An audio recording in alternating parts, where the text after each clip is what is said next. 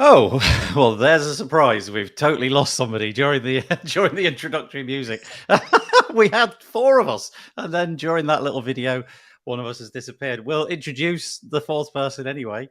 He did say that he had a terrible up speed for his internet connection. So anyway, this is the second time that that's happened to Cameron. So anyway, we'll do the Second time with me introductions. as well. Yeah, it's going well.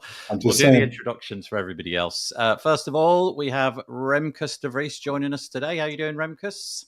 I'm well, thank you. How are you? Yeah, good, really good. Remkus has a very, very short bio.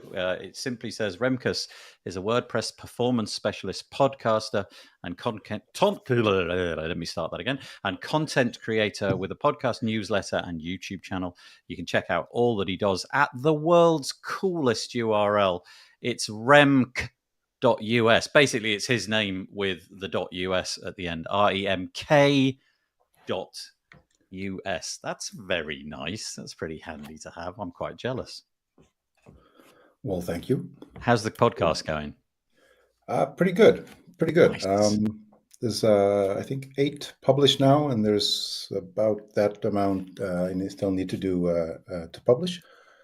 But the reception has been great, and the feedback has been very positive. So yeah, it's going good. Oh, congratulations! Well done. I know it's a lot of effort, isn't it? Like, all It is. three of us on the screen at the moment are podcasters, and you kind of get to realize on the back end, if you want to do it like really, really poorly, you could probably just knock it out really quickly. But if you want to make a decent stab at it, there is quite a little bit of background work that needs to be done. It's a few hours work around what you didn't think that were going to be anyway. Right, exactly. Every single episode. So yeah, well, bravo and well done for that. Again, Remkus is the URL, remk.us. We're also joined by Rob Cairns. How you doing, Rob? Doing well. Thanks for having me. Now, Rob is extremely quiet at the moment. Still quiet? Well, yeah, basically, Rob, it's unusably quiet. It is like super, super, super quiet. So I've got a little volume control here, so I will pan that up and down as fitting.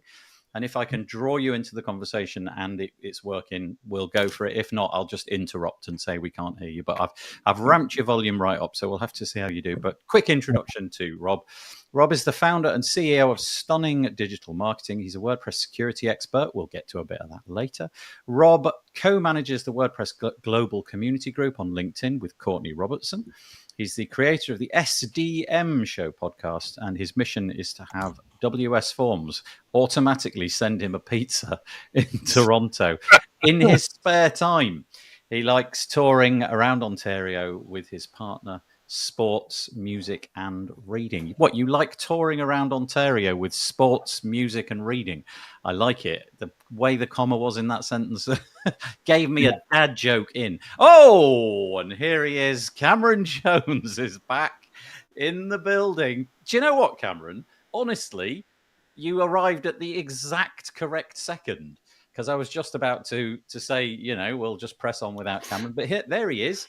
Cameron Jones, all the way from Australia, but now living in the UK for goodness knows how long. How are you doing, Cameron? Oh, it's not going to go well, this, is it? Cameron's internet is frozen. It's a bit like Tim last week, whose internet kept freezing. Cameron, what I'm going to do is I'm going to introduce you, and then I will keep letting you in. And if you are able to... this could be interesting. Cameron, I'm going to introduce you, and if we can get you working, bravo. If not, then this will be the second time you've had to kick yourself out of the conversation because your internet's failed. Cameron Jones is a professional WordPress developer from the little beach town of Victor Harbor, Australia. He's the founder of the premium plugin store Mongoose Marketplace. Best known for the Mongoose Page plugin, which is used by over 30,000 WordPress sites. He's the maintainer of the official WordPress plugin for the free donation platform Ko-fi, which is dead cool, by the way. He's also contributed patches to several popular plugins, such as ACF and Jetpack, and as well as spending nearly a decade building sites with products for WordPress. Cameron has spent a little time as a meetup organizer. He's contributed to WordPress Core, and when he doesn't sit in front of his laptop, you can find him on the sports field, at a dance class, or in the mosh pit. Yay! With heavy metal bands, mosh pit. Can you hear? Oh, Oh my goodness. Oh, it's like it brings back memories of that conversation That was you and I had 1996 a few weeks. calling. Yeah. Let's see how he goes. I'll just crack on, and if Cameron can join in, bravo. If not, then we'll see where we go. First of all, if you're joining us in the chat, thank you. This is a brand new platform to me. I've never used it before. I am actually, over the last month or so, I've been trying a different platform more or less every week. This, I think, is where I'm going to settle down. But there are a few quirks to it. Much like the last platform, if you want to make your comments visible, especially if you're in the Facebook group, there is a little thing that you've got to do, and that is to grant the streaming platform permission to see your name. And in order to do that, you've got to go to wave.video/lives/Facebook. So if you've done anything in the past to allow us to access your name and video on Facebook, I presume it will now not work. You'll have to do it again. Wave.video/lives/Facebook. Here comes Cameron again. Let's see if it works. Cameron, I'm just going to keep on trucking, and if you can, we'll let you in at some point. If not, you call it yourself. But so far, it seems to be working as of this exact moment. If you want to give us a comment, until you press the go live button. Yeah, it was, wasn't it? That's kind of so strange. We'll keep going. You'll be fine. He said, hopefully. If you want to share the URL for this show, please do. wpbuilds.com/live is the way to go. Okay. And because I'm getting used to this, it's going to be interesting to me to see how these comments work. So Michelle, for example, is joining us. She says, from Rochester, New York. She got in first with the weather comment. 68 degrees Fahrenheit, 20 degrees centigrade. Thank you very much. Elliot from just down the road is saying hi. Thank you. Peter, beaten to it, mate. I'm sorry about that. You're going to have words with Michelle because where he is, he's in southern New England. He's not in Connecticut. What the hell is happening, Peter? The world is like the Matrix. Sunny skies, thunderstorms expected later in the day. And then we've got Liam joining us from Philadelphia. Marcus Burnett is joining us from Orlando, Florida. And Peacher is joining us from Italy. And then we've got Ross, who's joining us from the UK, where, well, we were better not talking about the UK weather, frankly. Let's go on with the show, shall we? Let's talk about WordPress, because that's what we're here for. It's episode number 259. Just a couple of quick things. First of all, let me get rid of that little bit of nonsense. This is our website, wpbuilds.com. You can see that we are supported by GoDaddy. Thank you to GoDaddy Pro for supporting us for such a long time. Really appreciate it. If you like what we do, fill out that form. Boom, you'll start getting emails, and there's a big fat unsubscribe link at the bottom if we annoy you. Hopefully we won't. Just quick thing, if you are in a product company, you're in the WordPress space, we have a summit that we do. I do this with a fine person called Anshan LaRue, and we're running version 6 of the Page Builder Summit. It's going to probably happen in September later this year, so there's a few months out. And we're looking for sponsors to make the event happen. It's been a real great success in the past. The audience has been great. It's a recurring audience. Get a lot of the same people coming back. So this page, pagebuildersummit.com/sponsors. If you would like to get yourself in front of that audience, please go check out that page. If you scroll down, you'll get all the details of what it is that we're doing over there. Right. Okay. Great. Okay. So WordPressy stuff. Here we go. WordPress 6.3 Beta 2 has been released and it's ready for testing, although I'm not quite sure what went wrong. There was a problem with the release numbers. I think it got bumped one number instead of a different number. But essentially, we're at that point in the cycle where we need eyeballs on it to test the bits and pieces that are coming out. We'll talk about the command palette in a minute, but that needs testing. Improved page management, content editing in the site editor, distraction-free mode in the site editor. I'll enjoy that. Block theme previews. The style book has got a new styles view. There are going to be some style revisions, and there's going to be some improvements to the top toolbar as well. We've also got, I don't know what to make about this. We've got a new name for reusable blocks. They've gone from being called reusable blocks, and now they're going to be called synced patterns. Okay, I mean, that's fine. It does seem like we're sort of, I don't know, there's more flux and more weirdness for people to get through if they're, giving these sites to different people. But nevertheless, patterns are now going to be what reusable blocks were. I guess they are collections of patterns. They're going to be either synced or non-synced or unsynced or unsyncable. Who knows what they're going to be called?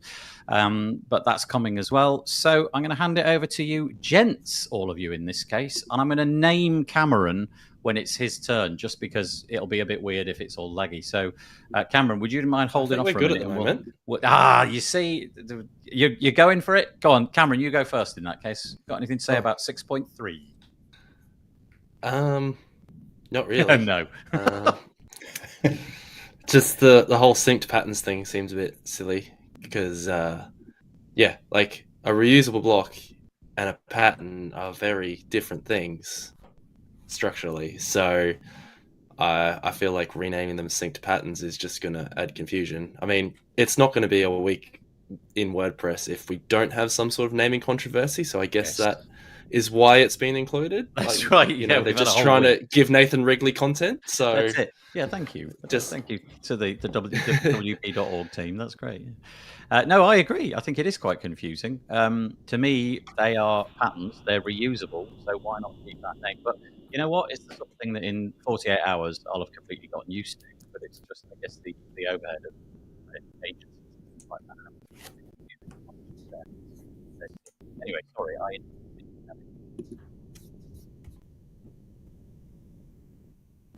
And maybe he's frozen. He has, I think, frozen. So in which case, I'll pick up the baton and hand it to you, Remkus. I'm here. Yeah. So 6.3 is a great continuation of a lot of good stuff happening on the performance side of things. So I'm as excited for that as I am for the site editor improvements that are continuing. Naming convention, yeah, I get it, because it's, in a way, it's the same, but it's also not the same, because if your block is just one, like a paragraph that you reuse every now and then, it kind of makes no sense to call it a pattern. I guess something had to happen. I'm not quite sure on the logic there. I find the command palette more of an issue, because a palette for me is I'm painting. Yeah. This has zero connection to painting to me.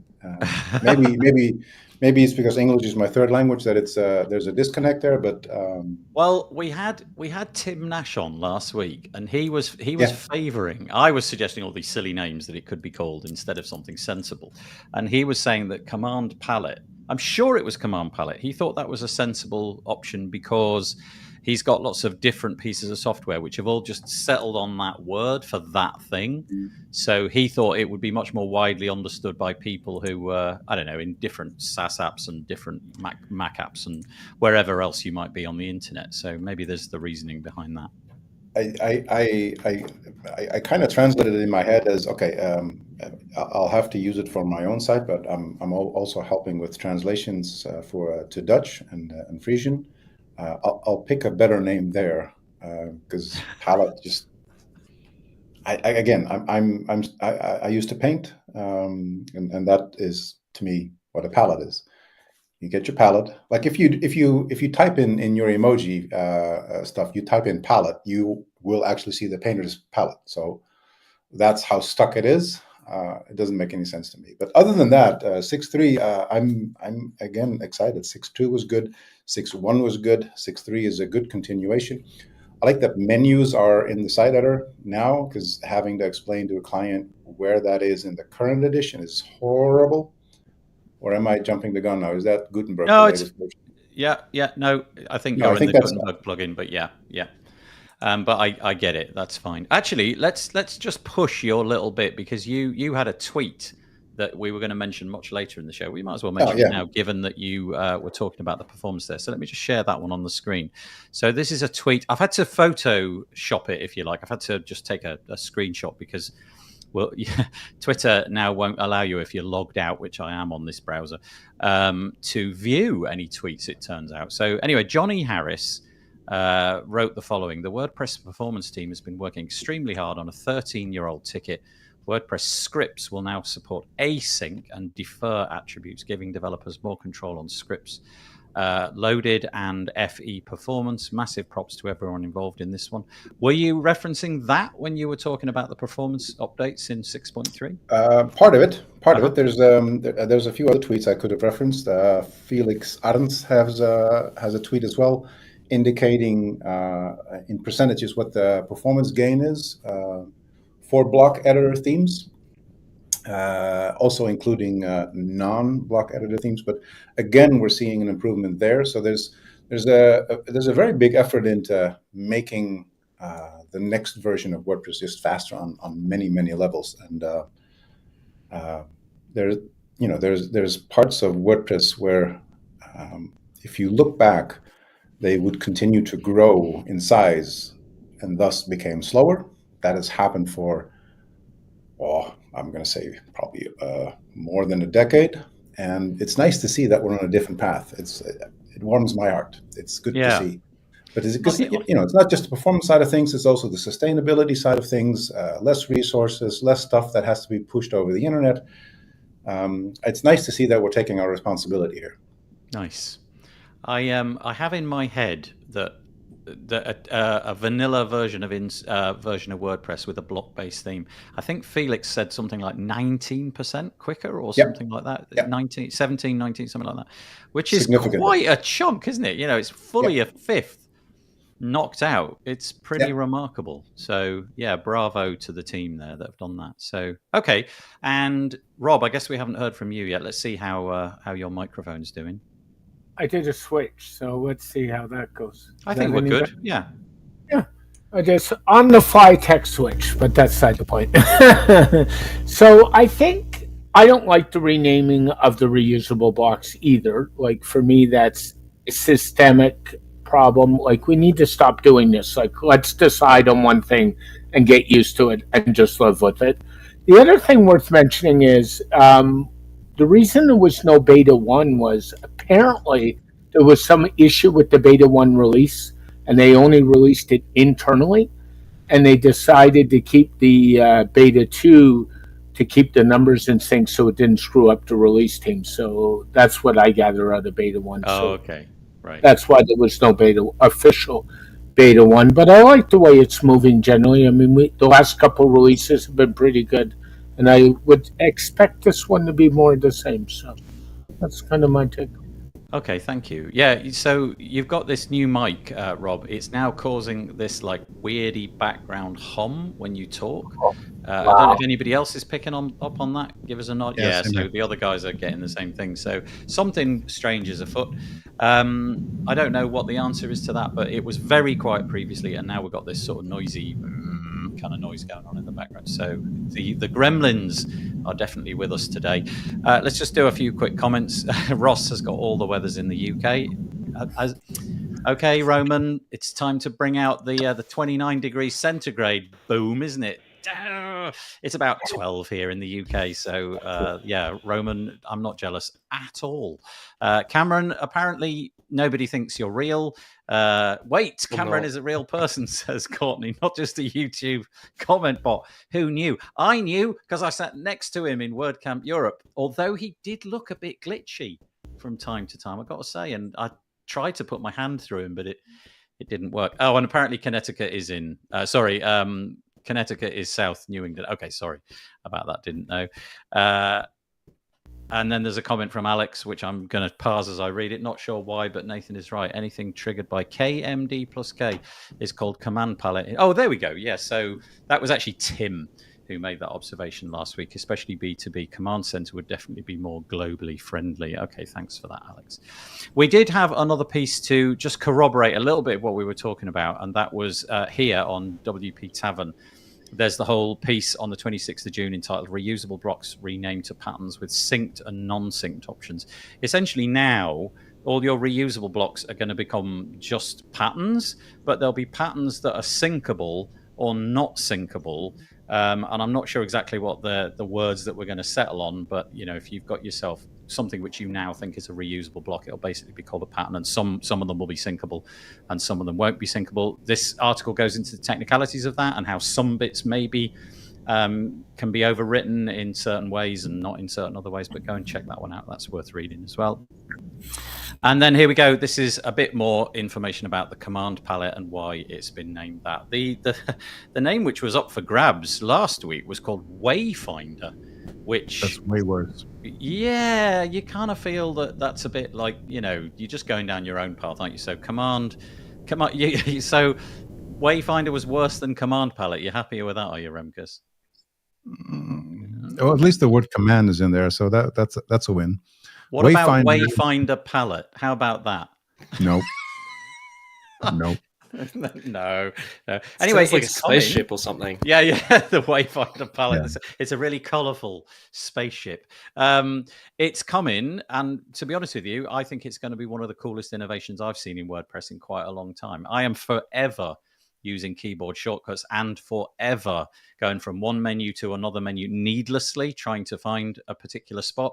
Rob has now disappeared. Hopefully he'll come back. This is just hysterical. There someone's he is. Playing whack-a-mole.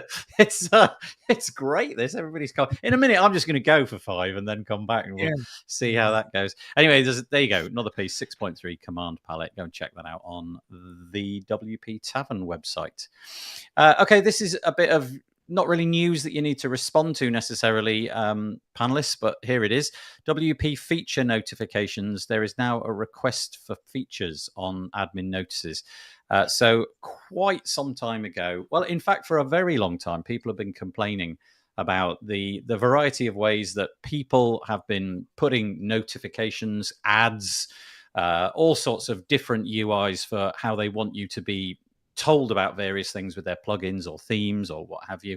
And the idea is to come up with a command center, if you like, for notifications. And they really want a bit of feedback on this. The article says, in order to ensure that our solution solves the right problems and to steer the future direction of the WP feature notifications team, looking for feedback. And I will link to this in the show notes, and you can then go and give your feedback and hopefully improve the project that way. Maybe one of you three has something to say about that. If you do, say it now. If not, I'll just move on. Awkward silence. Okay, I will move on in that case, but I took the opportunity to take a nice slug of water. All right, we'll go and check that out. This will be something close to Remkus's heart, I would have thought. It's WordCamp EU, nothing to do with the one that we've just had. This is the call for organisers for 2024. It's taking place, is it Toledo? No, begins with a T. Torino, thank you. I wanted to say Toledo, which is so very similar. It's taking place in Torino next year, and the teams are looking, obviously, as they do every year, for some new blood, or possibly some old blood that wants to go for it again. The organisers work in different teams, and here are the names of those teams. If you fancy doing something, you don't need to be a coder. You don't need to necessarily be into any of that sort of stuff. You don't even, I guess, really need to be a user of WordPress. You can just go and contribute your time in whichever way you like. But attendee services, budget, contributing, communications, community events, content design, local photography, public relations, sales and sponsors, and volunteers. And basically, you can apply by clicking this button. I will link in the show notes. Remkus, how much work is it? You should know. You were one of the founders of WordCamp Europe. Yeah. So as with most answers, it depends. It depends on what you do. But certainly leading up to the event is it's going to be quite significant. And it also depends on what team, how much you're adding to your workload. It's relatively flexible, but it's not something that is like a low maintenance thing you do on the side.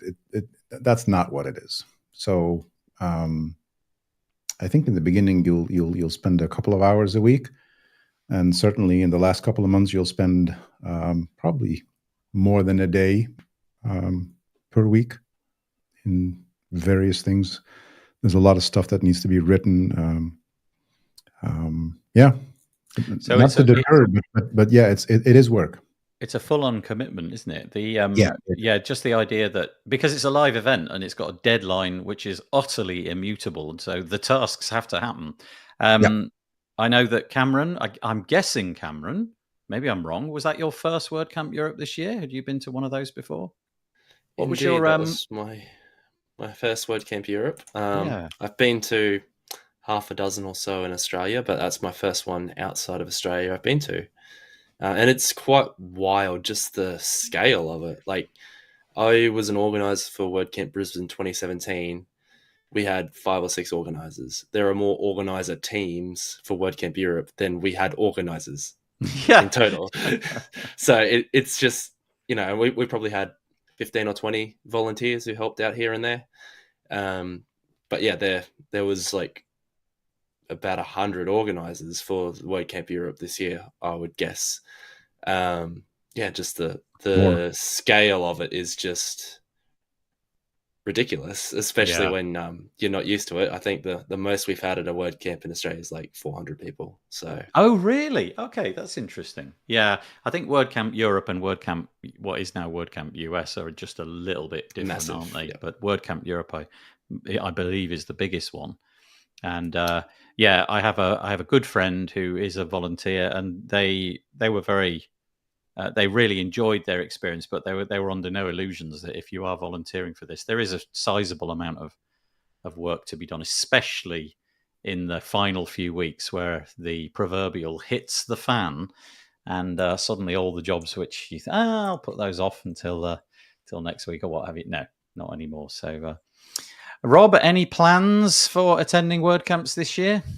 Yeah, this year, no, just because the big WordCamps don't align with my vacation schedule lately. So, but Italy next year is a good possibility because my partner is Italian. So that could be happening down the road and combine some business and pleasure and all of that. So nice.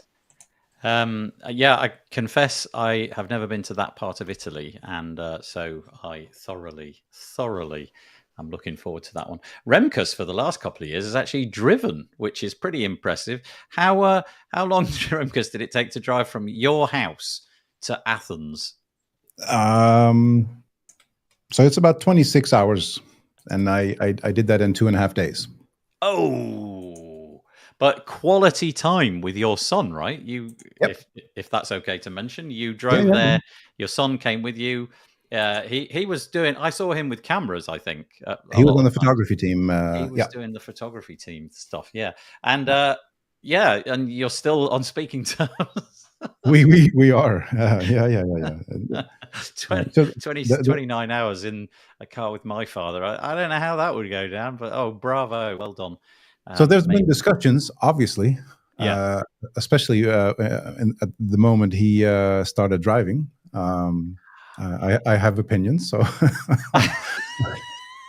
And he drove a proportion, did he, as well? He did for about 3 hours, and let's just say the moment I started glancing more at my phone versus how he was driving, he started improving in his driving. So we're good. We're good. Yeah, typical dad. Left a bit. No, you're too close to the curb. Yep. I can well imagine. No, but it's a wonderful thing to be able to do that with your son. He works with WordPress, but very low key. He's mostly focused on finishing his college degree, which is in the realm of culture and music, and photography and filmography is cinematography, I should say, is part of that. So for him, it was a perfect thing to practice on real life people in a real life event. So. Oh, nice! That really does collide perfectly, doesn't it? That's amazing. Yeah. Oh, lovely. Well, we're going to be talking about children a little bit later in a very different context, but we'll come to that a little bit later. Anyway, the bottom line is, if you have attended a WordCamp before, or indeed you're just curious, this is the big one that you could volunteer for. But as the panelists have described, don't be under any illusions, especially as you get a little bit closer. There will be some work involved, but it does make that pretty clear. There is an actual time commitment. But boy, is it a fun event, and there's lots and lots of people. You get a lot back from it as well. Yeah, right. You make some new friends. You get a sense of that, camaraderie that's going on. So yeah, go to that page. It'll be linked in the show notes, which will come out tomorrow. If you subscribe to our newsletter thing, then you'll just automatically get that. Okie doke. The next one is just, I want to mention the fact that whilst I was at WordCamp Europe, I carried out a bunch of podcast interviews, and the most recent one that I've released. This is so worth listening to. Excuse me, that sounds like I'm blowing my own trumpet. You can basically fast forward my bits and just listen to James. James Dominy works for WP Engine, and whilst AI is not strictly what he does, he's a full-on computer scientist, and he's got a degree, a master's degree in something called bioinformatics, which is just a great collision of exactly what AI is kind of trying to get to, if you think about it.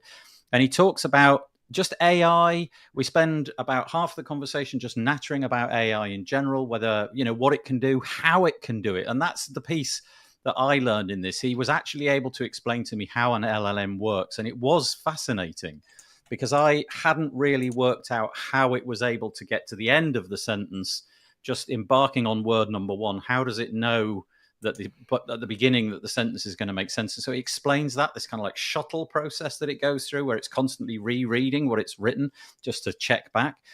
And then we go on to applications in the WordPress space, and whether or not it's basically going to kill us all, and whether we've got any hope of having jobs in the future. Sorry, had to put that in, just because. Let's do the AI conversation quickly, because I haven't had you three on the line at one particular time. In the WordPress space in particular, if we can keep the conversation to that, how are you feeling 1 year into ChatGPT? Are you still pretty bullish about this? Are you starting to use it? And then we might throw in this BBC article, which is nothing to do with WordPress, but all to do with how AI is being used. So anybody that wants to kick in with the AI conversation, go for it. Very bullish. Go on. Convince me. So if you have subscribed to my newsletter, there's there's a referenced link in there in the last edition. You can find them published on my website, by the way. There's a link to a Twitter thread where the person goes into great depth into, you can see AI as a threat, but there's actually more reason to assume it's not a threat and indeed helping us. Without the doom and gloom, if you take that away and then you look at what AI is doing and what it has been able to do in the last 6 months, yes, it comes with a lot of caveats and a lot of things to be careful about and all of that, but ultimately, it's here to assist. And I'd like to stress that the I part, the intelligence, it's not really intelligence, it's just predictive language. If you have that perspective from not just, it's going to come here and kill us, and this is Cyberdyne waiting to happen. There is actually, we just got started. It's just a small thing, huge, but a small blip that it has been up until this point. It's going to get really, really interesting in the next 18 months. Yeah, do you know what? I think I am getting more convinced that the current implementation of what we've got is not really, A, it's nothing to be scared of, and B, it's really badly named. It really ought to be called something more along the lines of artificial prediction or finishing engine or something like that. You give it something and it basically hasn't the faintest idea. It's like a baby. It's just guessing what the next word should be and hoping that occasionally it stumbles across something and is, it's not doing any fact checking. It doesn't know anything about anything. And so that bit of it, I am becoming much more sanguine about. But the fact that it's been called intelligence all this time has kind of led me to have these apocalyptic dreams. But equally, it's harder to look at the thing that's behind it, and that's an LLM. So look up what LLM means, and then it makes a lot more sense to what it actually does. Yeah, this podcast is really good for that because James does a really interesting explanation. And like I said, I asked him the question, well, how does it know? How does it get to the end of the sentence if it's just, so let's say that it begins on the word the, how does it know that the next word should be this and the next word should be that? In other words, how does it get to the end of a sentence, add a full stop and go, well, that one's done, let's move on. And it's interesting. He describes this process and he calls it a Markov model, I believe was the words, where it's constantly just going backwards and forwards as it's writing things, examining what it wrote previously and what it might do next, and then going back and checking. What we see is it just adding the next word all the time, next word, next word, next word, but it's not. It's going backwards and forwards the entire time. So it's really interesting. Go and check it out. Rob, Cameron, anything on AI and, Oh, I have lots to add there. I think we need to get off this moving forward. We all work in WordPress. A lot of people are not coding in HTML. They're moving forward with page builders or blocks these days. I mean, that's the way we do sites. So there's an example. Look at the world and look what tools have done for us. And we have to recognize AI as a tool. I'm already full blown with AI for generating content for clients and things like that. So I'm like Remkus. I'm all in and I'm there. So okay. And Cameron. I'll be honest, I haven't really done much with it. I think some of us can get a bit misguided by growing up with films like Terminator, where, you know, that's our impression of what AI is, where, you know, and like, I know they're different terms, but like you've got artificial intelligence and you've got machine learning.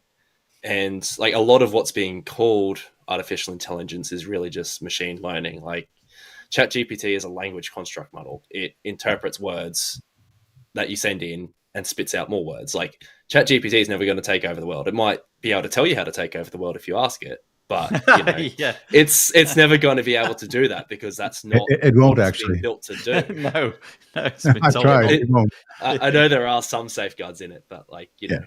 just for example, like, you know, in a lot of these things that are being called AI, it's, you know, it's more just machine learning than actual intelligence. I'm not sure what its place is in WordPress. You know, I haven't really done much with it. Like there's things like, you know, Gmail will try and predict, you know, the rest of your sentence and stuff like that, which I can Right. see in WordPress. But then there's also like the performance implications of, you know, adding AI to WordPress. Like, you know, ChatGPT is not cheap to run. Like I've seen some of the figures and it's costing them millions of dollars a day in, you know, processing power just to run it. So if we're wanting to put that into people's websites and a lot of people aren't going to need or want AI, like, you know, what's the trade-offs going to be? Like, you know, is this feasible? Are we going to need to you know, have a hosted solution that, you know, WordPress sites connect to via an API?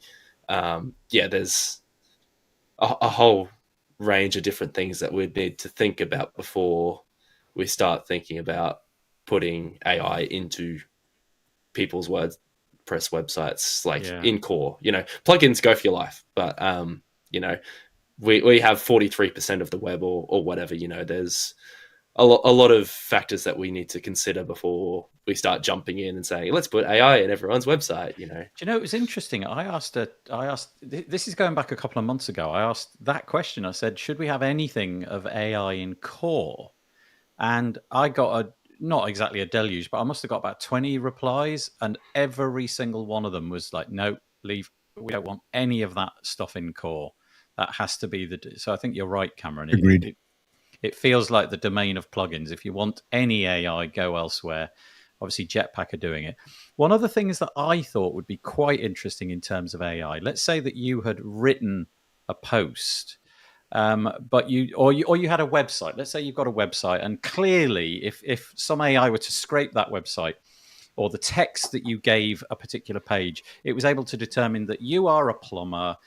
You live in this geographic location and so on and so forth, that it would be able to throw patterns back at you and say, these would be highly suitable for what we think your content is about. Look, here's some plumbing imagery. Here's the way we've got it aligned and so on. That's what Joe Hoyle from Human Made demonstrated in his demo. That's essentially that. And it's brilliant, isn't it? Because you could have like 200 or 300 of those patterns quickly put together. You can just sort of scroll through them, but they're highly customized to what you're doing based upon what the AI has learned from the minimal that you gave it. Just as an experiment, last week, I've never done this before and I didn't use it, but I'll tell you what I did because it really did blow my mind. I took a transcript of James's podcast, this James Dominy podcast. It was about 12,000. No, it wasn't. It was about 9,000 words. And I gave it to ChatGPT, just the raw text. But before that, I said, summarize this text in 500 words for a podcast in serious language. and it consumed that 10,000-ish words in a heartbeat, and it immediately started to write, and it nailed it. It completely got the points, like the main points it brought out perfectly. It wasn't my voice, but I did think, wow, that is just staggering. I expected it to have to go through some kind of thinking process for like just a matter of seconds even, but it just started instantly and somehow got the exact points perfectly aligned. So yeah, I don't suppose forever I can be quite so pessimistic about it, or scared is the You'll right have to come to the bright light, into the bright light at one moment in time. It's going to happen. I think I'm already in the bright light. Yeah. I need sunglasses. That's really. There's nothing I can do about it. It's just the position of that window. I really need to move house or something. Thank you, Ross Wintle, who has posted. By the way, Ross has really. We were talking about the command palette earlier. Ross has got a great tool, Turbo Admin, which you can download. We talk about it quite a bit. It's a great extension or a plugin, depending on which way you want to take it. But he's saying here that really AI ought to be renamed as applied statistics. So yes, that seems to make sense. And he also said he enjoyed the podcast interview. So thank you. That's great. Amber Hines, hello Amber. Says it's probably the only way to cover the cost. I wonder what she's meaning by that. Maybe that comment came in a little late. I'm sorry. Any of you guys, do you know what she might have been meaning there? Cover the cost? No? Okay. Anyway, yeah, something to do there. Sorry, Amber. It strikes me that a lot of the platforms are about 12, 15, 30 seconds behind in the audio, and so sometimes it can be a little bit disjointed what we're saying. We've moved on a little bit, so apologies for that. Anyway, that was that. AI, worth checking out. Go and have a listen. And next stop is this. Okay, so this is fascinating. I was lucky enough to meet Jamie, who's not actually called Jamie Pootlepress, although he's not. He is. No, well, yes, he is. Now, yeah, he's got. That'd be such a cool surname, wouldn't it? On your passport, what's your name? Pootlepress. No, really, what's your name? No, it is. Honestly, Poodle. It's Pootlepress. Jamie Marsland is his name. It was lovely to meet him on a couple of. That's his middle name. Yeah, the Jamie Marsland Pootlepress. Yeah, we're going to get in such trouble here. He was one of the people that got Sarah Gooding writing on the tavern this week, all about the pattern directory. I don't know if you've been following the pattern directory, but they've applied a bunch of filters to the pattern directory, and really this is an observation about could you have done something a little bit differently to surface things a little bit better. The curated patterns, as they're called now, are ones which are made by .org, if you like. They're the ones which are official, and so they're called curated. The other ones are called, I can't remember, is it contributed or community contributed, something along those lines. And if you go into the pattern directory now, and we'll show Jamie's thoughts on this, it automatically defaults to the curated ones, in other words, the core ones, if you like. And this is what you see. And apologies if you're listening to this on audio. Basically, there's a grid of nine patterns which you can choose from, all of which are really boring to look at. Now, they might be really useful. They might be really utilitarian. But if you're going to raise a grid of things, it's obviously got to be visual. You're trying to give away some information about it. And I think Jamie's point really is, well, hang on a minute. Could we not have chosen either a better selection of ones to pick, or possibly not gone for curated? Sorry, Remkus, you were going to say. No, I was going to. You asking question, I'm answering. Yes. Yeah. Oh, sorry, apologies. So essentially, he's saying that Rich came back and said the top ones are the best. There's still a lot to do though, and so it's just a really cart before the horse thing. Should you be filtering them at this point if the ones that you're going to apply as the default filter just doesn't look all that exciting, really? Obviously, we're trying to get people into patterns and make them excited by it. And what we're showing on the screen now is largely white space with a few gray boxes, a little bit of black text, or a little bit of black boxing. So really, it's a kind of the screen now, possibly a foot in mouth moment. So yeah, I'll hand it over to you guys if you've got anything about this. Only to add that I think Jamie's spot on. Mr. Poodlepress is calling out a behavior inside of WordPress that just doesn't deliver what it can or possibly should. I helped my cousin with his new website over the weekend, and I actually played with this, and it's just there's nothing there. There's nothing there that helps him, like nothing. What's the level of experience of your cousin?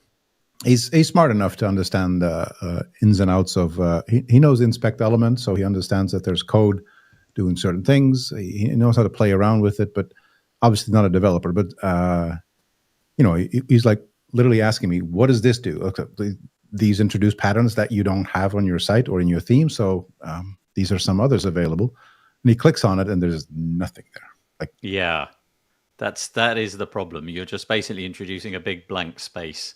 There's stuff there, but there's nothing usable, and there's also no way to filter, no way to search, no way to turn that initial disappointment into a better experience. It's just, AI is the answer. Yeah. Well, AI created patterns. What we need in that screen there that I was showing a moment ago is animated GIFs. That's my solution. We need animated GIFs, and the more unicorns you can shove in that animated GIF, the better. Unicorns are not a solution for every problem, Nathan. No. I know you'd like it to be, but clearly not. Anyway, so like I say, a little bit of a foot in mouth moment. Anything there, Cameron or Rob, or shall we move on? Okey doke. Not really. I've never really used patterns. Shock admission from Cameron live on the on the podcast. They've been around for so long, and I've had no real reason to use them. Just tell me that. Come on. Let's tease this out of you a little bit because I'm curious about what. Not even one. You've not thought that would be useful. Oh, that's fascinating. Are you relying on basically headers and footers from themes just to do, and you just do the content yourself? I have not really built many websites in the last couple of years since they've been out. And like if I need to do something custom, I will make my own block if I have to. Right. So yeah. But just on the whole curated thing, like when you have individuals curating things, you have individual bias, you have company bias and whatnot. Like the featured plugins, when you hit plugins, add new, it's all automatic plugins. And so when you have individual people doing curation, there's room for interpretation and whatnot, and seems to be the consensus is that what's being curated isn't overly useful. Like, why don't we just have the most popular? If it's being used a lot, then people are probably going to find it more useful than what someone's opinion of something being useful is. I think we should have an icon of Jamie Poodlepress doing that, like cheery smile like that, and that should be a filter. And then the ones that he's picked would be there, or maybe that could even be the default. He should be the curator. Such trouble now. He's going to get such a pasting. Rob was shaking his head. What are you doing, Nathan? That is fascinating, though, Cameron, the fact that you've not used them. I started using them right out of the gate, and I found them immediately massively usable. And so I've been using them all the time. And actually, a few of the plugins that I've used, I use this one called Newsletter Glue, which is a collection of like 5 or 6 blocks to do newsletters. And it's just sublimely cool. It's really, really cool. But anyway. Rob, anything on that? No, sorry, Cameron, you go on. It's not that I can't see the use for them. It's just I haven't built a lot of websites, done a lot with layouts and stuff in the last few years, and plus, if I'm building a layout, I generally know what I want. It's like, okay, I'm gonna have this block here, and then I'm gonna have that block inside of it that's doing this. It's like, when I'm in the editor, I'm less trying to design and like on the fly, and I've more got an idea already of what I want to put on the page. So, I'm not looking for inspiration from the patterns. Right. Got it. Well, I'll tell you what. If you were looking for inspiration, this little default set of curated patterns is not necessarily going to do that for you. Anyway, thank you, Jamie, for prompting that article, and thank you, Sarah, for writing it. Let's go back and crack on with the next piece. Okie doke. I don't know what you make of this. Really, this isn't me mentioning this. This is just, I want your thoughts on this, really. This is WooCommerce, and they've got a new product called Woo Express. So it's not brand new now. I think we've been looking at this for a couple of weeks, but this article came out this week, so I thought I'd highlight it. So Woo Express is, as they call it, a new way to start a store with WooCommerce. Obviously, in the past, if you wanted to use WooCommerce, you've been able to download that plugin for free. Typically, you'd need some kind of hosting package. You might want to buy extensions for it, but you can get to the races fairly quickly if you're reasonably technical. Or, of course, you could probably find a hosting company that will take this burden on for you and spin up a version of WordPress with Woo installed. However, WooCommerce have jumped into the space now, and Woo Express basically is a pre-made WordPress instance with WooCommerce already good to go. You can basically think about it as a SaaS, really. I honestly can't really see much of a difference, except that the product that they're shipping inside of that SaaS is obviously WooCommerce, which is open source. So it's this curious halfway house between, it's open source, but it's on this, this press a button, pay some money, spin up a service. And I don't really know what to make of this. It kind of, on the one hand, I find it curious that WooCommerce haven't done this years ago.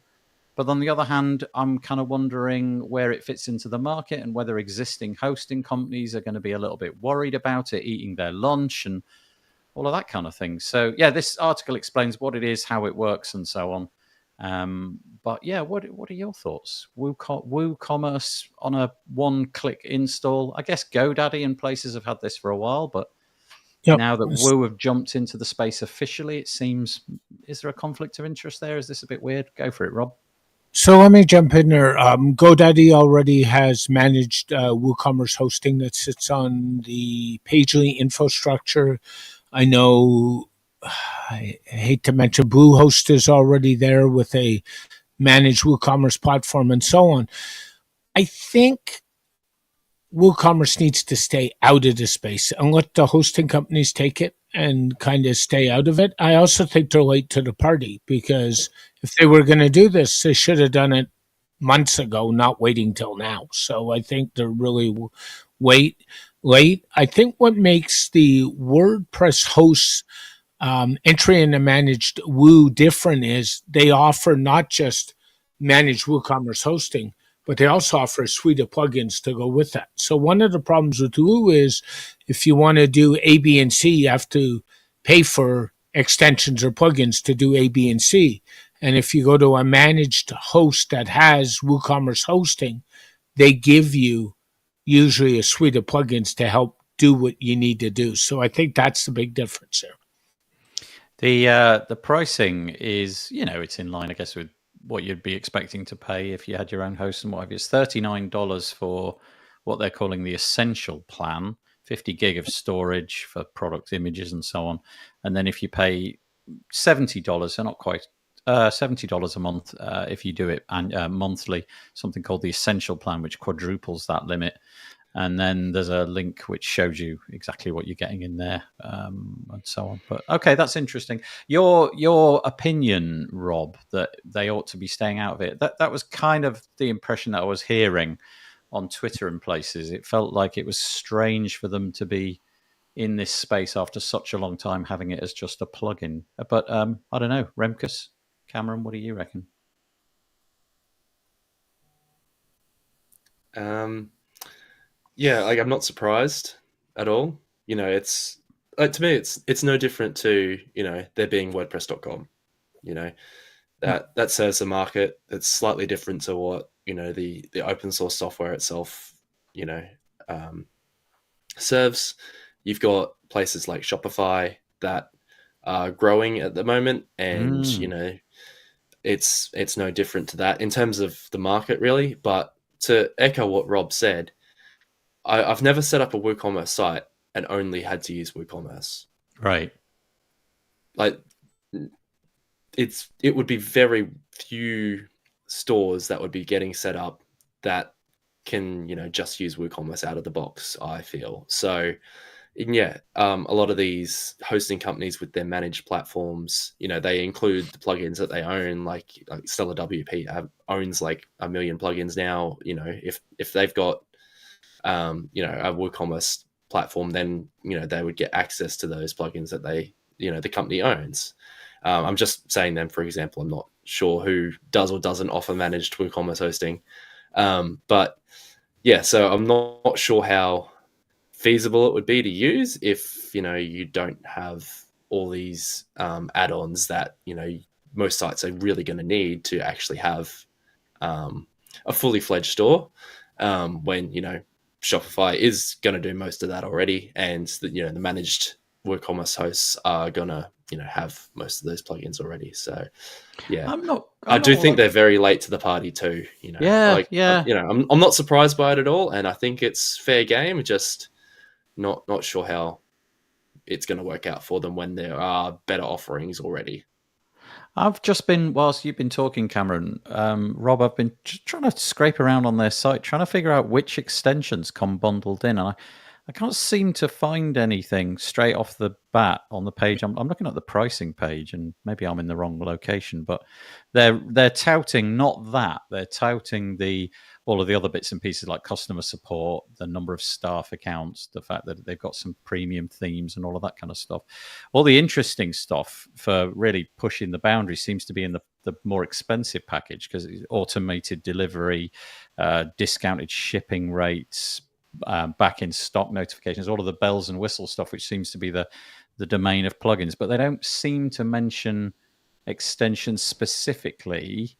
Maybe that's because it's kind of a bit confusing for somebody who's if you're not looking for WordPress plugins and WooCommerce add-ons, you're not going to be looking for those specific things. So that's not the market they're targeting. They're not targeting people who know WooCommerce and WordPress. They're targeting the people that Shopify are targeting. It'll just be features that you can add when you're actually on the inside into the UI. Okay, yeah, okay, interesting.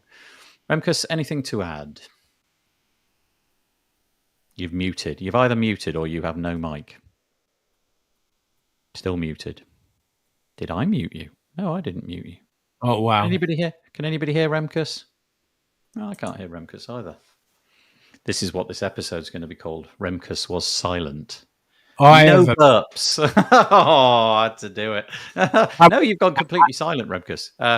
If in doubt, refresh the browser and we'll see you just in a minute, and we'll come back to you. But there's a little settings cogwheel. See if anything's gone balked in there. But we'll hold that topic. But I'll move on to the next one. And if you've got something that you want to add, Remkus, we'll bring you back in on that one in a moment. Okay, this is an interesting piece. Let me pop it on the screen. I really don't know what to make about this, because this is such a kind of interesting piece of news, which kind of came a little bit left field to me. So there's two pieces which are entirely linked. One is on the Sneeko website, SNICCO, which I confess I had not heard of before. And then repurposing that content was iThemes, which I've definitely heard of before. So the short version can be found by Dan Knaus on the iThemes website. It's called Why WordPress Malware Scanners Are Worthless. It's quite a title, that, isn't it? Given that for the longest period of time, there's been loads of malware products in the WordPress space. But the one on Sneeko, which started all of this, let me just get Remkus back in. There we go. Hopefully his camera will come back on any moment. Was the Sneeko website, Malware Madness, Why Everything You Know About Your WordPress Malware Scanner Is Wrong. So just to put this into some kind of context, Sneeko, this website, in collaboration with We Watch Your Website, in collaboration with GridPane, and also in collaboration with PatchStack, who they got to sort of double check their analysis, they're essentially saying that it is more and more not really worth having any malware scanning on your website. And basically, it can be boiled down to the following things.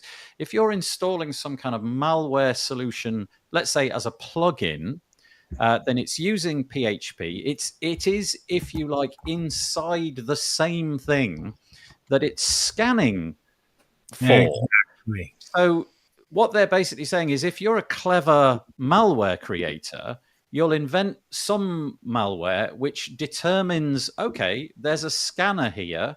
We're going to doctor the results or just disable entirely whatever the scanner does. So therefore making that null and pointless. But then they go on to talk about other options, like a SaaS option. So think about SaaS platforms where essentially you link your WordPress website to their infrastructure, and the scanning maybe happens over there. But basically, they're saying, well, the same thing applies, because all that the malware scanners need to do, all that the malware creators need to do is to intercept the payloads that are getting sent off to the SaaS platform, interfere with those to just basically prove, no, nothing to see here. The long and the short of it is they believe that it's pointless scanning for malware. Now, iThemes, I guess, caveat emptor here, iThemes obviously have a security solution which doesn't have that kind of malware scanner as anywhere near its core feature. So very much plays into their hands, all of this. But nevertheless, they're making the point that, well, we told you so, if you like. Really, the enterprise on a WordPress website is to harden it.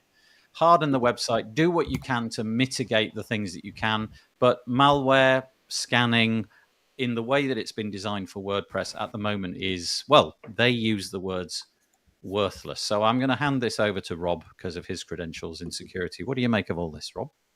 I tend to agree with this theory. And part of the problem becomes is if you have an infected website and you're scanning within an infected website, you're scanning internally to where the problem already is. So I think that's the biggest problem.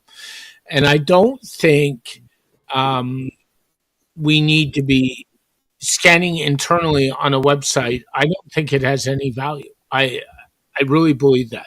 I think if you want to harden your website, there's other things you can do, like locking it down, working with a proper host, and so on, without getting into a whole 2-hour discussion to harden that website, then running an internal scanner. I don't think it buys you anything. I think it's a false sense of security for a site owner, and it just looks good, really, when it comes down to it. So that's my take on it. I don't believe in them at all. Okay, that's interesting. Obviously, it's kind of there's quite a few products in the WordPress space which offer this. That's the sort of core offering. So I imagine this may very well be the first salvo in a to and fro conversation that we're going to get over the weeks to come. Okay, yeah, interesting. Remkus, any take on this? I know you've got a history working with hosting companies and all of that. So yeah, can you hear me? I can. Yes. Yeah, well, that's weird. I don't know what happened there, but it's the week of glitches. There's a lot of stuff that is glitching today. Yes. So I think the article is in essence is correct. Technically, there's ways of if malware does know how to find its way on your server, and it can then do whatever it wants it to do, and therefore hide itself perfectly. I think the discussion that I'm looking at is probably from a different point of view, saying that you should not want to have security type stuff inside WordPress, period. I think everything should need to be caught in front of it, or it's not really an and, it's an or. It's an and, I mean, not an or. Easy for you to say. Yeah. Whatever you end up not being able to catch in front, like from a web application firewall, for instance, then whatever else needs to happen on server level needs to happen on server level, but not inside WordPress. And whatever that discussion is, or whatever the goal of that discussion is, and the to and fro that's happening, if you have a product that serves this space inside WordPress, you have a position to defend. But that's not to say that you have the right position. The position is, from an architectural standpoint of view, you solve stuff before it hits your server if you can, and you can. Cloudflare web application is a perfect example. Sucuri, and there's others as well. So that's where you start. If you then hit the server, then the server itself is still in front of WordPress. So that's the second layer where you start solving other stuff. So, for instance, an app on top of the server is called Fail to Ban. That's a perfect example of something that helps you ban something that you want to ban. So all your bad actors are stopped at least 2 levels before it actually hits WordPress. Then when you are looking at WordPress, the thing to take care of is to make sure you have your hardening of WordPress as well done as you humanly can do. So that's partly on the hosting providers part, right? So they have to harden the server, they have to harden the file system, and make sure that whatever is happening there is locked down to the highest level. Then the rest is WordPress, and that is your authentication. So if you can find a way to add 2-factor authentication and a strong password, then that's a way smarter thing to do.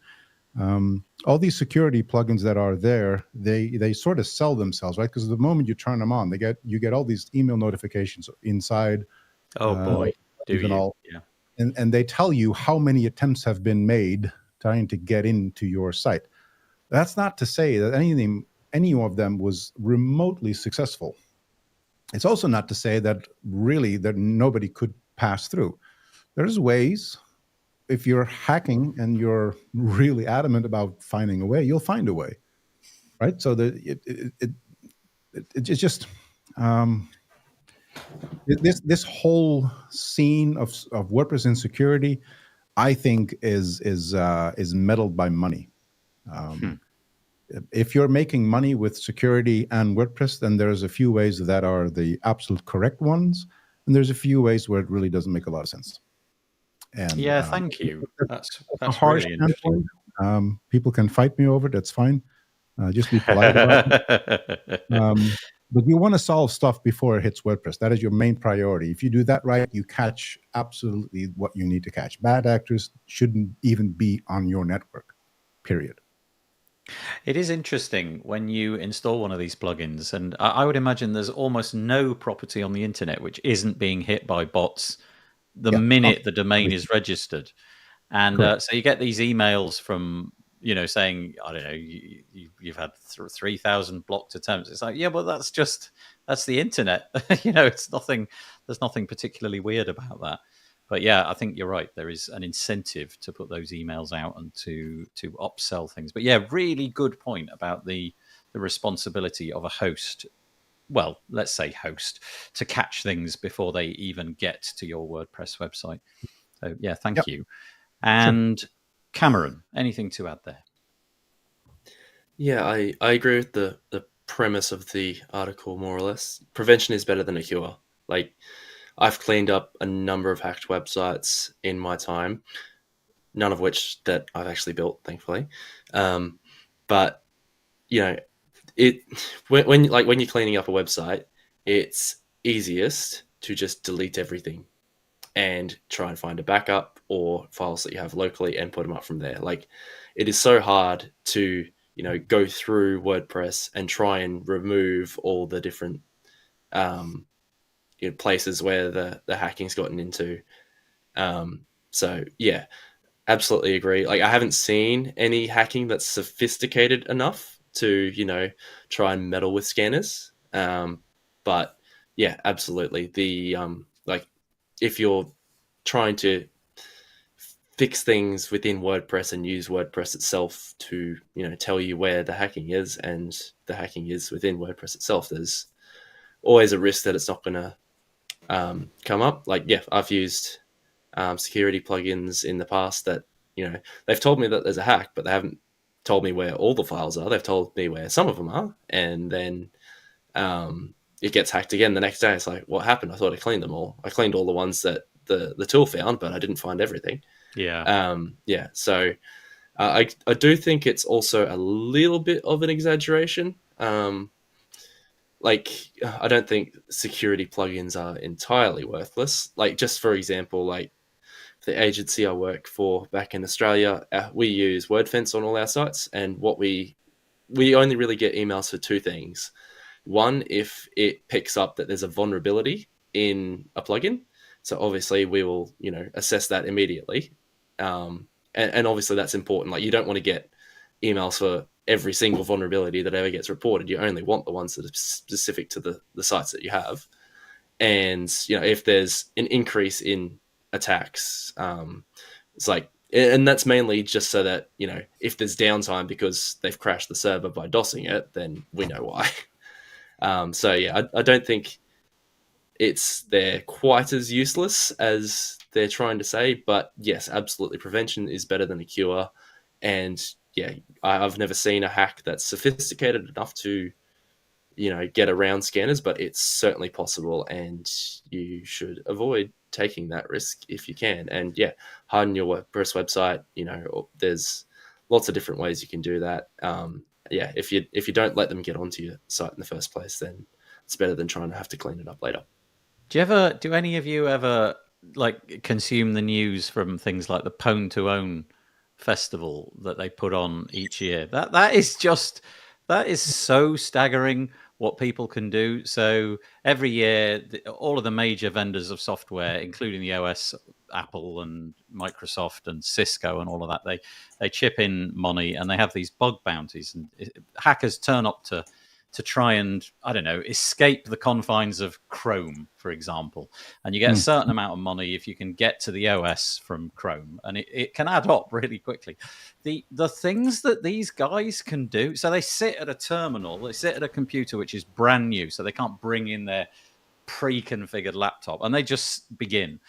And man alive, it's just breathtaking. They, in order to get out of the Chrome sandbox, they have to exploit this particular bug, which then leverages something in another bug, and then they delve deep into a third bug and a fourth bug, and sometimes they're going like 6 and 7 levels deep.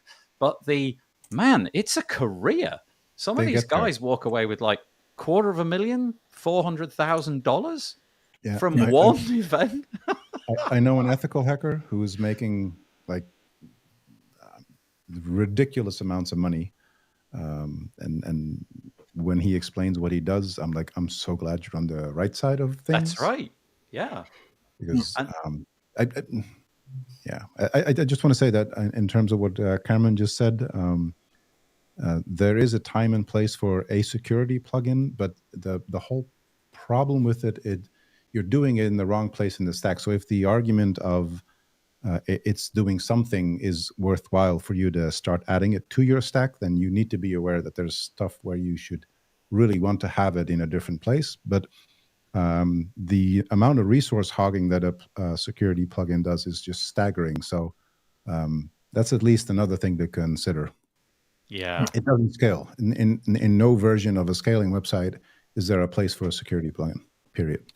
Interesting. Can I jump back in for a sec too? Cameron was talking about backups, and I agree with you, Cameron, 100%. But I have to put a caveat up there is I just went through one with a site owner who didn't know where their backup was. So like, guys, manage your digital assets. Cameron's smiling at me as we speak, and know where you put stuff, and also test your restore before you actually need it. Like, test it ahead of time, because too many times I've seen, coming from a large enterprise environment before, backups that don't work properly. So like, test your restores, people.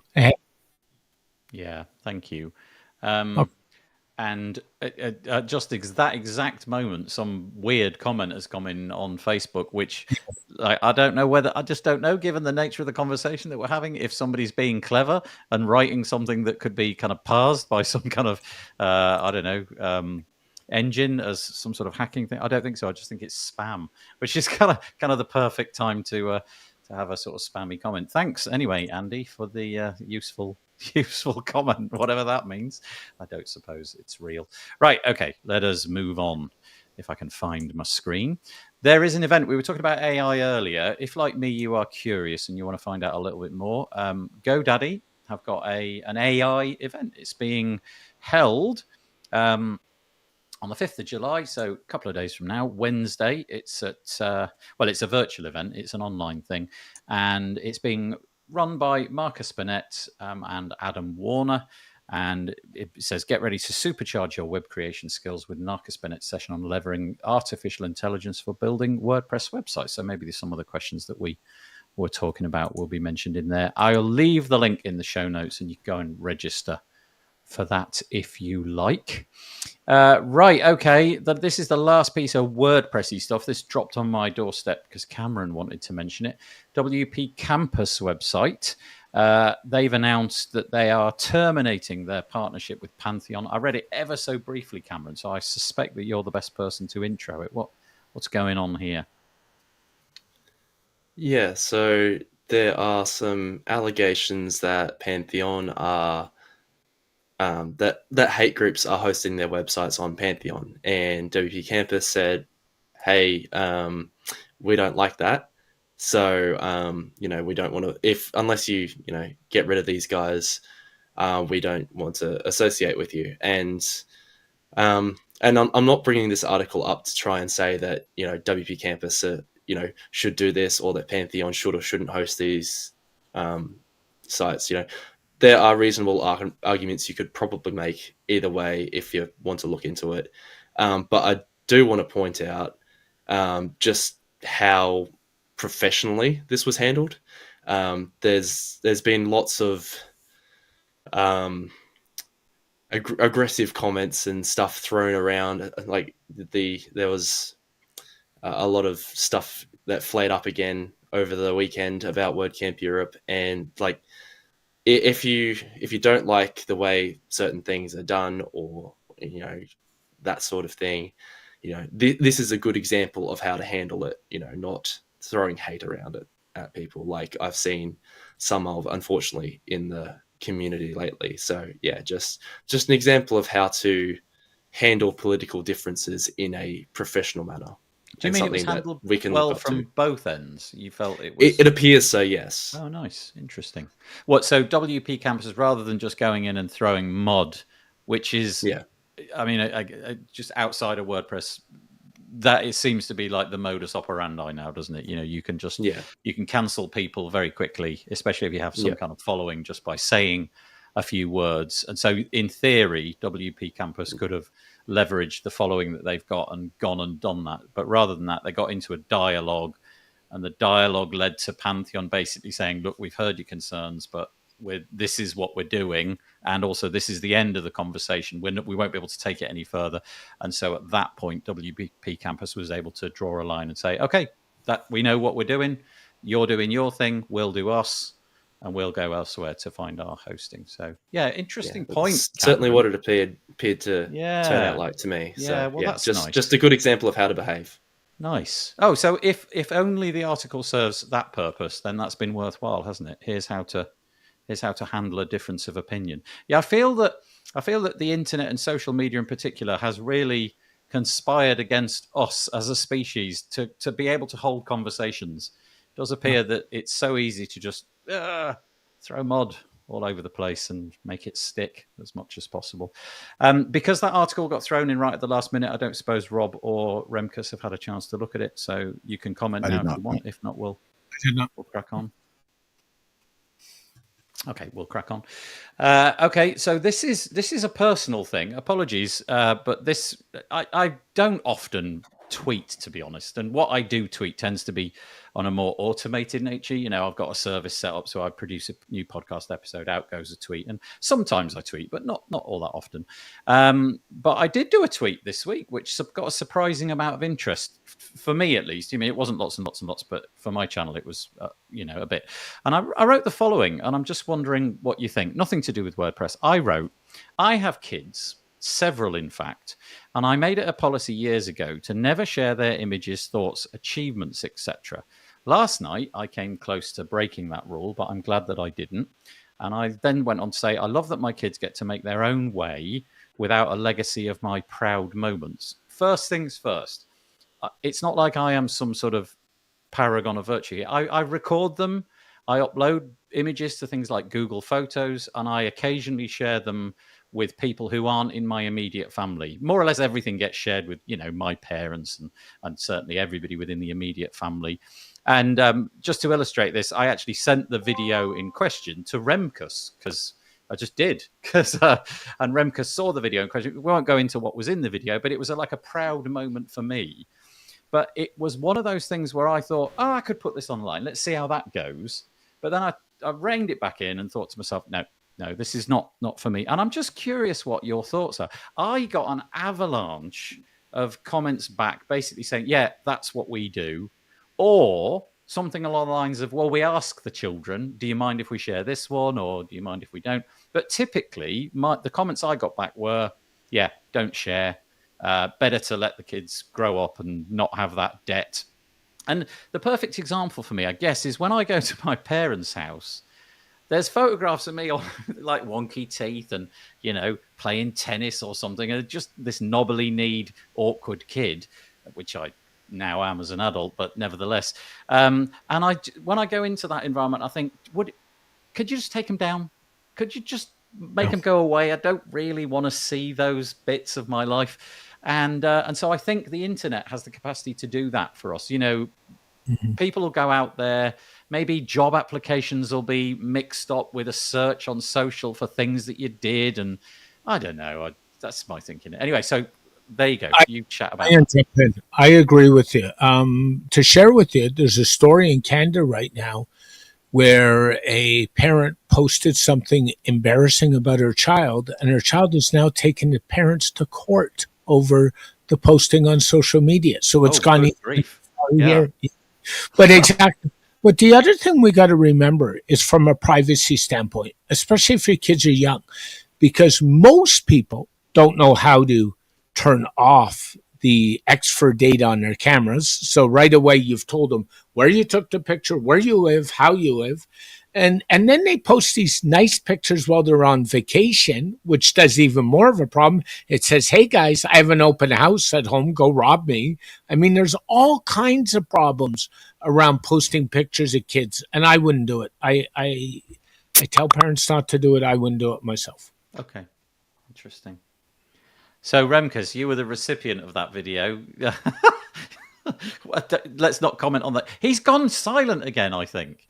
Oh, blooming heck, Remkus. I do apologise. It's nothing to do with... Just click refresh. I'll go to Cameron and I'll come back. Cameron, what are your thoughts? Yeah, it's a tough one.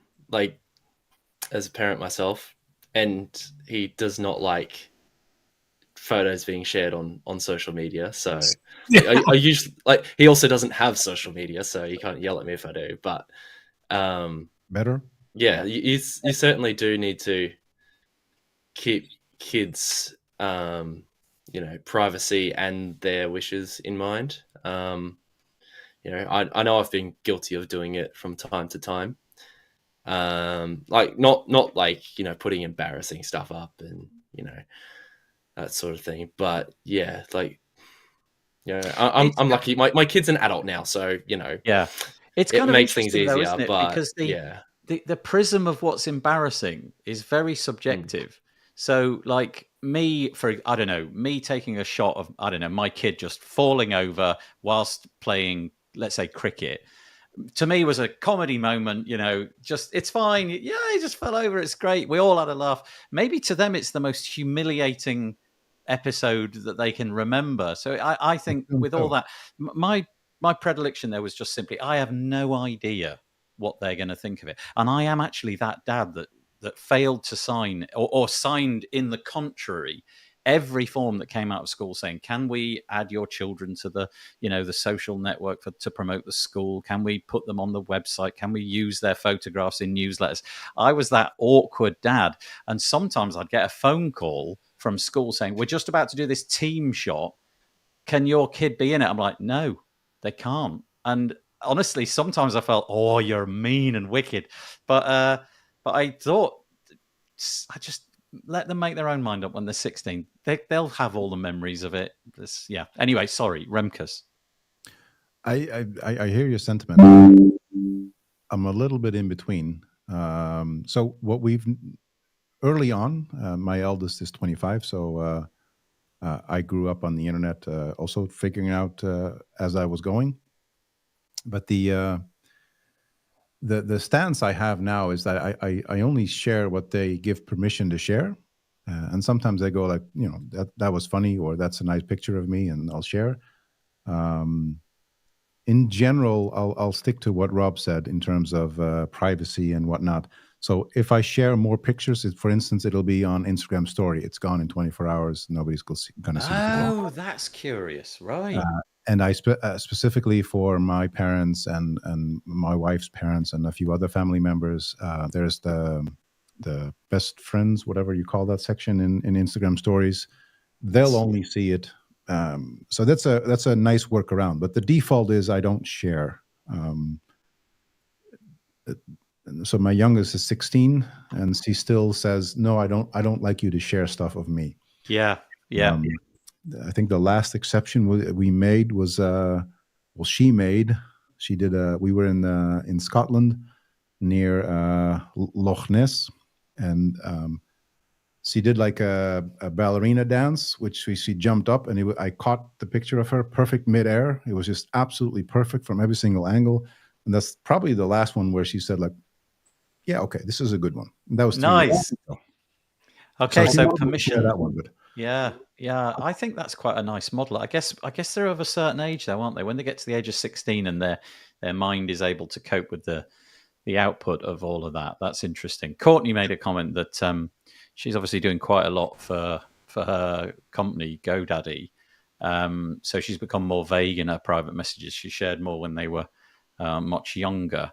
And then Marcus making the point that, just 1 or 2, possibly a year. But he says that his wife does, but only to a close circle of friends. I suppose another part of it for me is who owns it. I've got this sort of vague notion that in the terms and conditions of all the social networks that I never read is that they own it once I've uploaded it. But from the moment you upload it, it's out of your control. Yeah. Technically, you still own it, but they have an unlimited license to use it however they like. Right. So in effect, more or less, kind of semantics there. Really, they can do what they like with it. Yeah. So there was you're still the copyright holder. So if someone else took your image and reused it, you could say, "Hey, take that down." Like that's not the network's responsibility. It's your responsibility. But then the network can use it however they like. Given that all of the photos that I've got are basically digital and that I don't really want to have them online, I've tried really hard to find software which will enable me to look at all of them online. The one that I've adopted is Plex. Plex. Is that what you said, Remkus?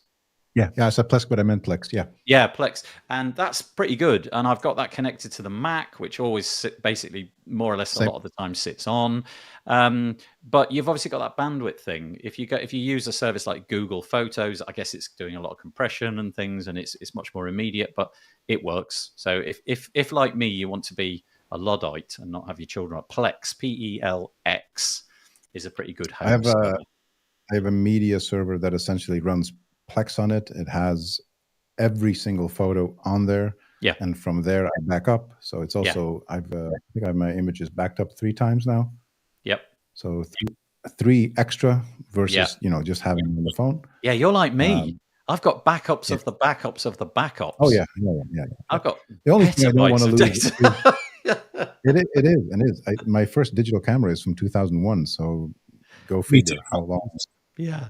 But it is nice. My children, they didn't really realize actually, because they hadn't done any kind of backing up. They swapped the phones only to realize, oh, I've lost them all. They sold a phone, erased it, and what have you. Oh, what do you mean? They've got you've got to actually get them off the phone somehow. So that was a bit of a disappointment. A lesson learned there. Just very quickly before we end, because I know we're running late, I'll just raise this article and I'll drop it and let you go. Just to say, I thought this was a really curious piece. Oh, no, I did it, didn't I? I apologize. No, I didn't. This is another AI thing. Did I do this?